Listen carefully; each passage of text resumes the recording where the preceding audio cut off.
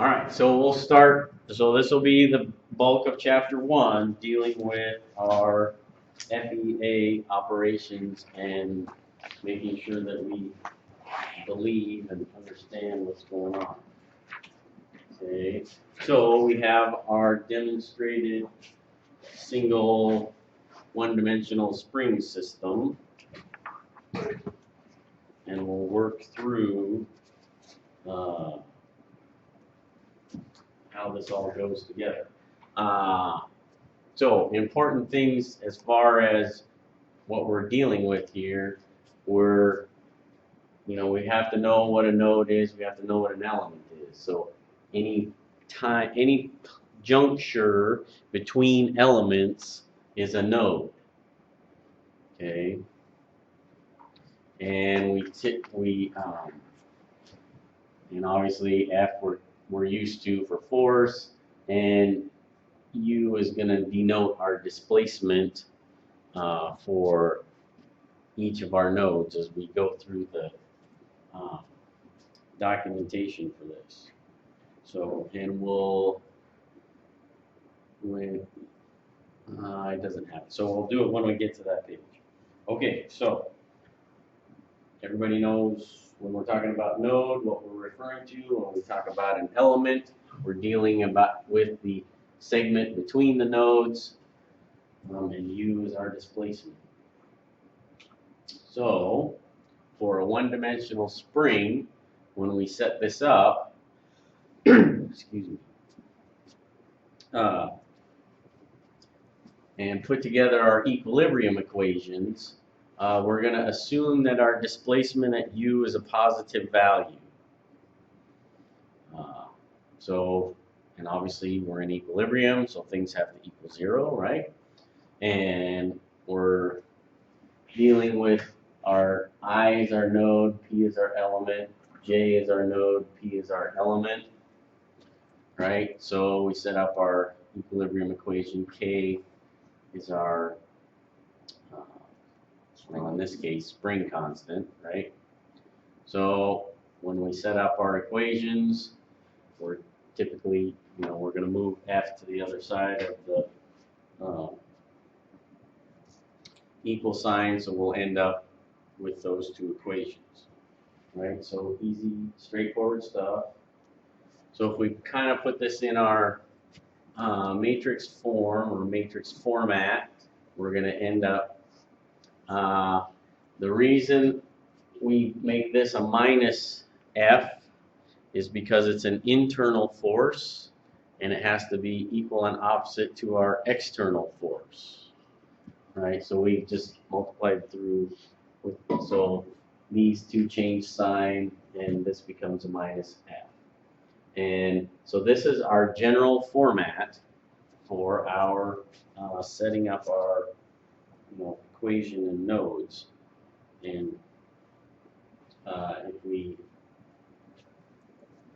follow what they're showing in the book, then we can simplify it to KDF, but most of the time we're going to be in the form that's up above. And then yes, obviously this looks like our spring equation, right? So so if we put this together with our system that we started out with at the beginning, then for element 1, right, we have node 1, element 1. This is going to be our equation. Node 2, element 1, because the element has 2 nodes, 1 at each end. So these are our 2 equations that are going to define what's happening with element 1. Okay. So then if we go to element 2, right, we have same scenario, just different subscripts, and this is defining our equations for element 2. Now if we look at our forces on the outside, we have internal force for F1. We have 2 forces internal forces, one from element 1, one from element 2, acting at node 2, and we only have the one element acting at 3. So does that make sense for our force equations? You understand where those are coming from and why they are what they are? That makes sense? Okay, so now if we put these together with our equations that we developed, right, with our KUs, we end up with this. And come up, we can do this format or just a simplified. Does that make sense how we do that or how that happened or how that was developed? Okay. So now we have a series of equations that we can perform well, we have a couple of steps that we want to do before we get to that. So we've set up our series of equations, and now what we want to look at are our boundary conditions, right? So we know, so in this case, so here's our equations, and we know that at node 1 we're connected to a wall, right? So we know that's not going to move. So this U1 is going to be 0 because we're not going to have any displacement there, right? Because it's a wall. It's not going to move. So we can set that one to 0, right? So we make that 0. We also have no force at F1, right? And we don't have a force at F2 either, correct? So we can make those zeros. So we're rapidly simplifying our series of equations so we don't have as many problems to solve, right? Or at least that's, I mean, we're not doing that on purpose, but that's part of what's happening, and that helps us out with making the solution a little easier. And obviously this is a very simple example. So basically now we have what? Only 2 equations that we can work with, right? Because that top row is just going to be 0, right? 0 times 0 is 0 equals 0. So we're not going to have any values there. We can still solve for our bottom 2 equations. So now we can put it together like that, right? And do a substitution and solve for our unknown. So easy peasy, right? Does that make sense? Questions?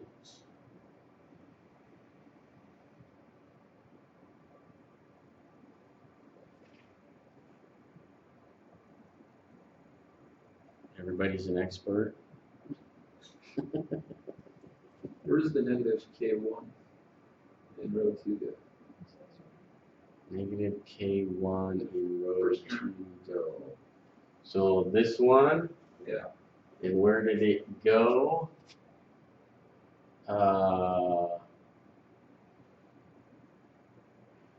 Let's see, U2, K2.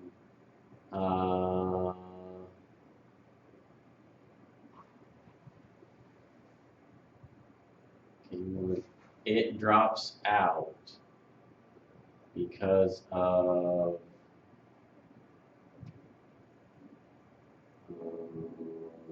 where did we go? Because that's the second term, third term. Why is the first term go away?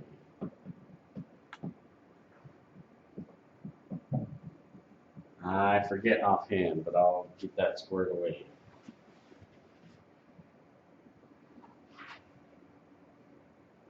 Or maybe I typoed.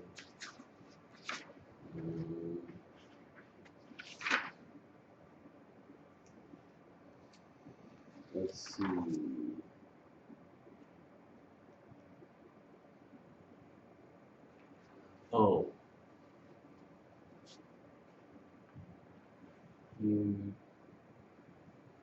you It goes to 0. Why does it go to 0?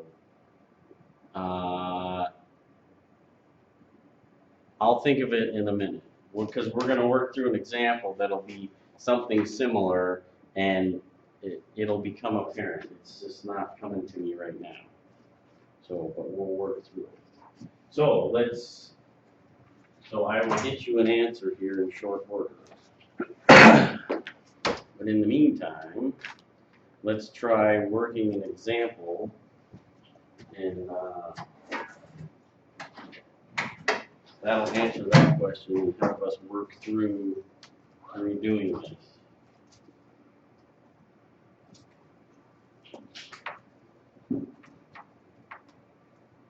Let me turn this light on.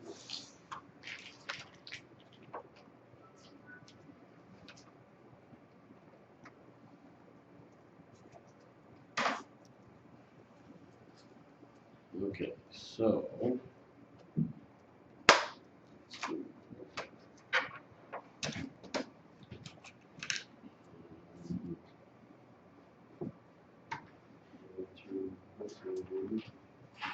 should turn this screen on, right?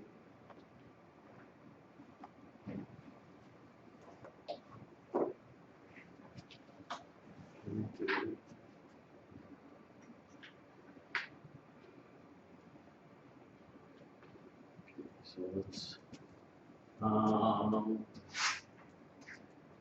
we want to do problem, we're going to do problem.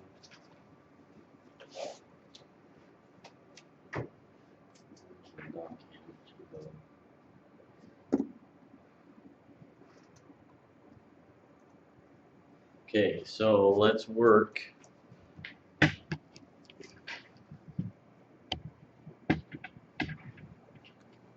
Problem 1-1, this guy here. Okay, we'll set that one up and go through it.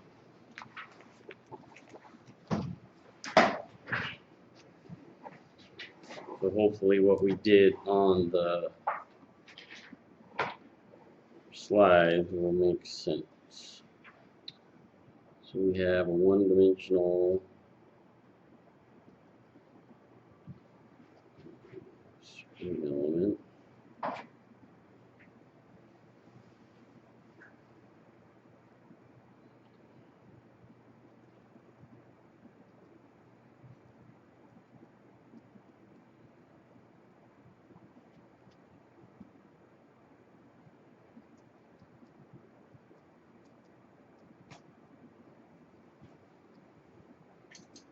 So what we'll do for this is we're going to do the structure stiffness matrix. We'll have to deal with boundary conditions.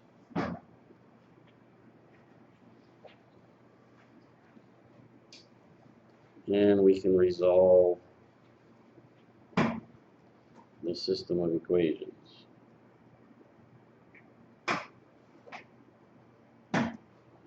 Right. So we have what?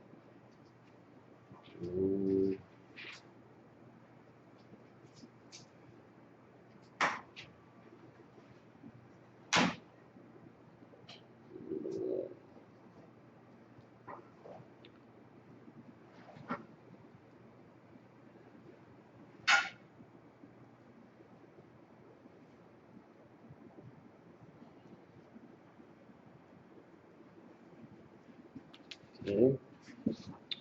So we start out with, okay, we're on the right screen. Our general formulation, right?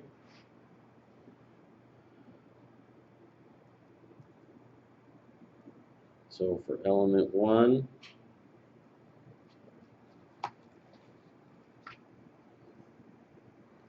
K1 minus K, minus K2, K2, U1, U2, minus F, minus F2.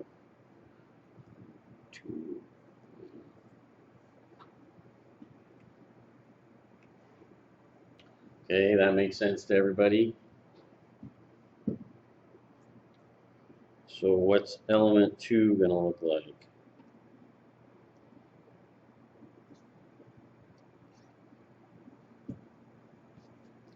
Is it exactly the same, or is there anything different? The negative force. Well, our general form is gonna be, at least for the K's, is the same. Our U's, we're dealing with U2 and U3, right? And then our subscripts